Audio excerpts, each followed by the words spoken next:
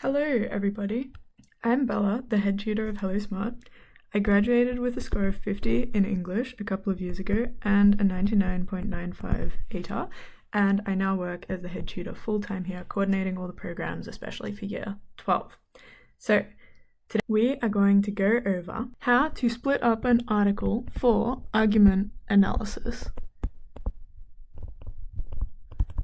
So we're going to start with a basic article which has a picture, a variety of paragraphs, various ideas, and we're going to work out what you should put in each paragraph for a standard 3-body paragraph essay with a little introduction for argument analysis. So we're going to go through an article top to bottom, and we're going to talk about exactly how you should split it up to make sure you've got 3 evenly balanced body paragraphs for your analysis. Now note, if your school wants you to deal with all the little sub-arguments separately and do 4 or maybe even 5 body paragraphs because that's what they prefer, obviously you should go for that in your SACs because your teachers are going to be grading you.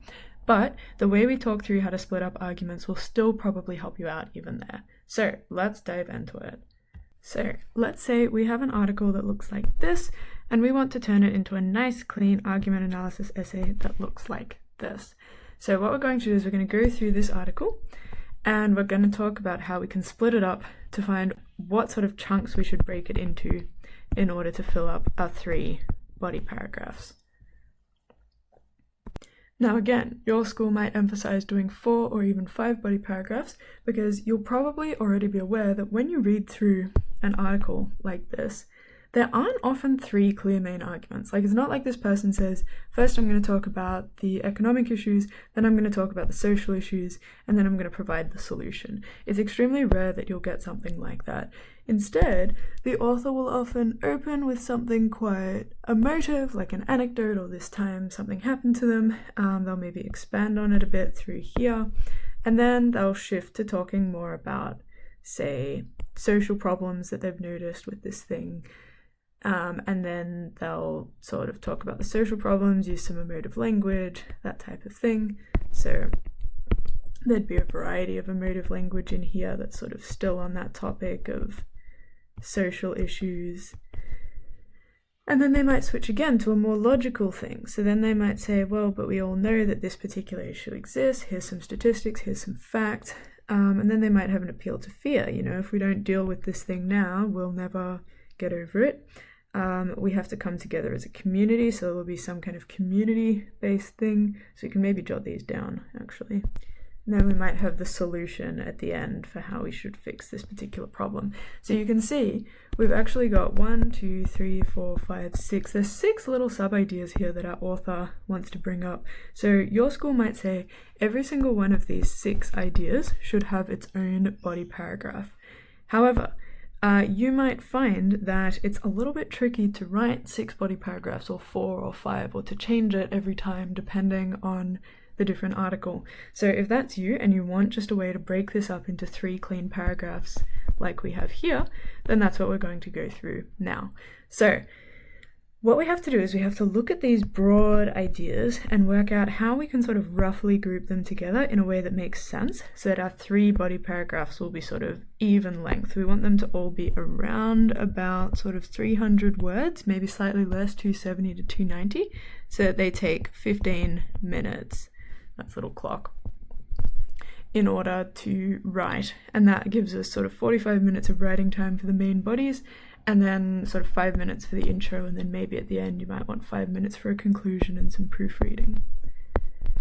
Okay, so generally how I like to split up an argument is to split it roughly into thirds. So I'd probably sort of chop it like this to start, and then we have to adjust based on what's above and below our lines to make sure everything fits.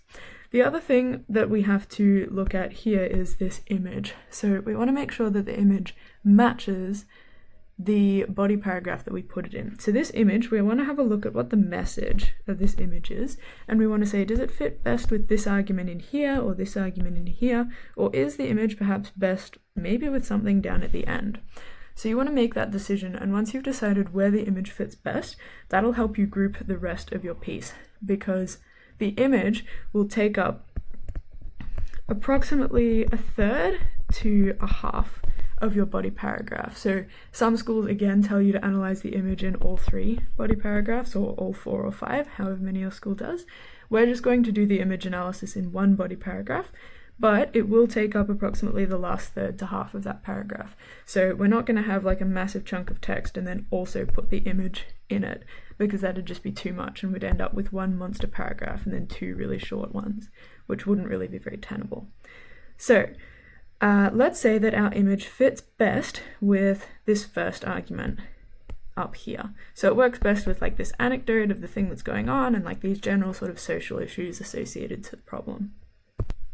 So let's say we split it here, then we get rid of this line here.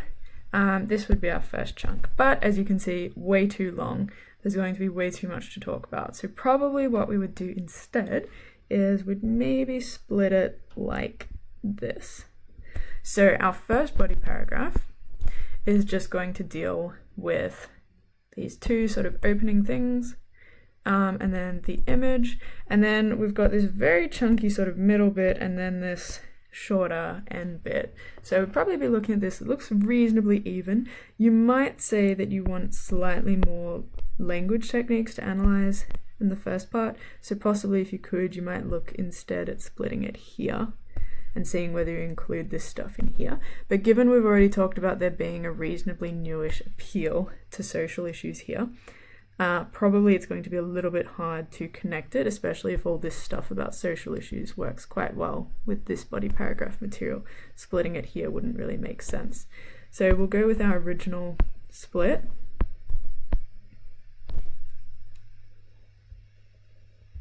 And then we'd look at the second half. So in our second half, we would say, all right, is there some kind of argument here and here that actually would go quite well together, or are they quite separate? And you can see we've got this appeal to logic and this appeal to fear here, which are pretty different, so I think it's fair enough to split it there. If you were worried that there was slightly too much in this above section, or maybe that this bit here was going to be too long, you could possibly split it here as well, because we have another thing, so maybe community and solution go quite well. But I think as long as you split it with 2 different appeals, so 1 to logic and 1 to fear, that's fine. The only time you don't want to split it differently is if all this stuff here is the same broad type of appeal or broad argument. You don't really want to split that up, because you want to talk about all the stuff that's the same main type of argument in the same body paragraph. So we have now split our piece roughly into thirds. So what we're going to do is we're going to take all the stuff here, all the stuff here, and all the stuff here, and we're going to put it into our first, our second, and our third body paragraph. So that's what we're going to do. We're going to look at all the different sub-appeals which turn up.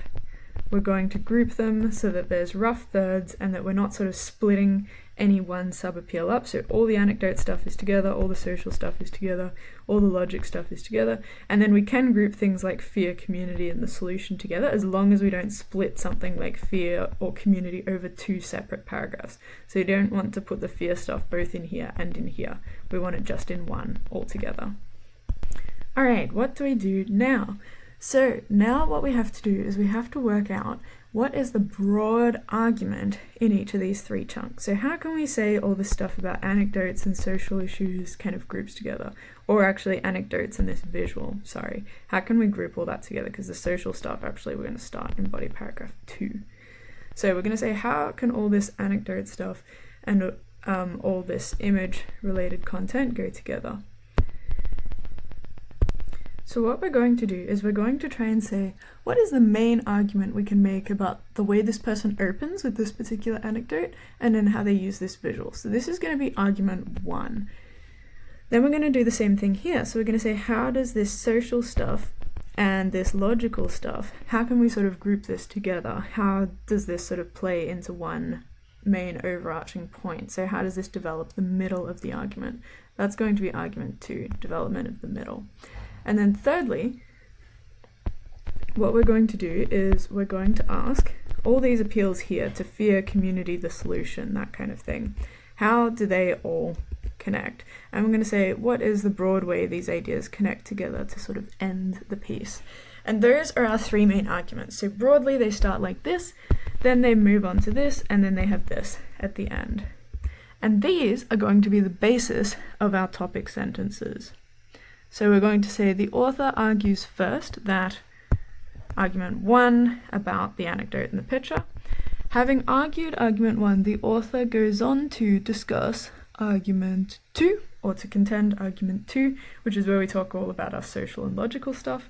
And then lastly, with the social and logical elements established, the author finally is able to move on to their third point, which is this appeal to fear, community, and then presentation of the solution. So that's how we're going to split it into 3 broad chunks. And those chunks will be the basis of our topic sentences. Okay, so what we're going to do for the remainder of the piece then is we're going to have a look at these little persuasive techniques throughout.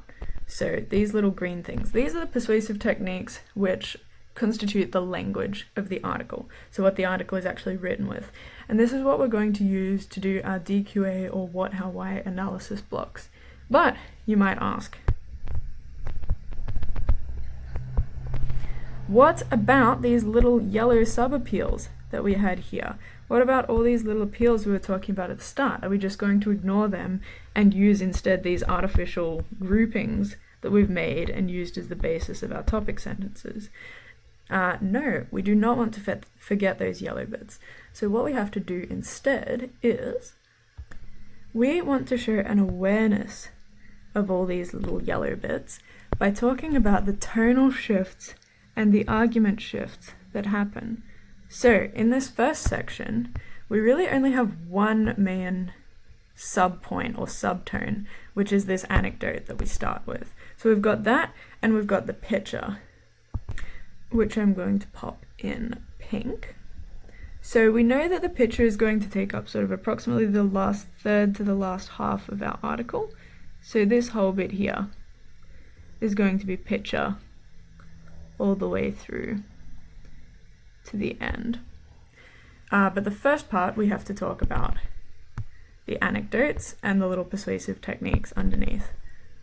So what we would do in this first body paragraph here is we would start by saying here is the main idea.